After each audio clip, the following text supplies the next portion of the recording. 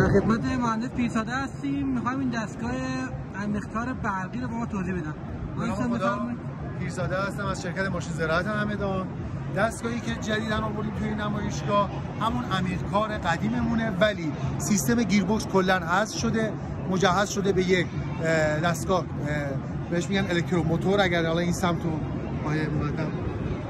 توی این قسمت تعبیه شده، یه دونه برد داریم پشت دستگاه و یه گیرنده بیسیم که کشاورز اینو داخل کابین تراکتور خودش میتونه بدون سیم، حالت بیسیم تنظیم کنه. مقدار ریزش در هکتار رو به دستگاه میتونه خودش فرمان بده، مثلا 200 کیلو بعض بریز، 150 کیلو کود برام بریز. دستگاه خودش رو تنظیم میکنه و شروع به ریزش میکنه.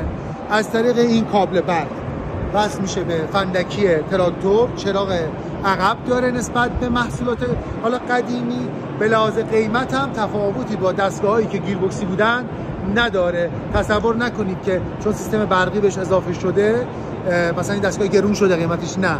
ما آوردیم نمونه اولیه‌اش هم تو حالت 12 ردیفه ساختیم و به مرور زمان این سیستم برقی رو تمام دستگاه شرکت محصولات شرکت میخوان اعمال کنن. اگر سوال دیگه هست خیلی متشکرم مهندس، کامل بود. خیلی ممنونم.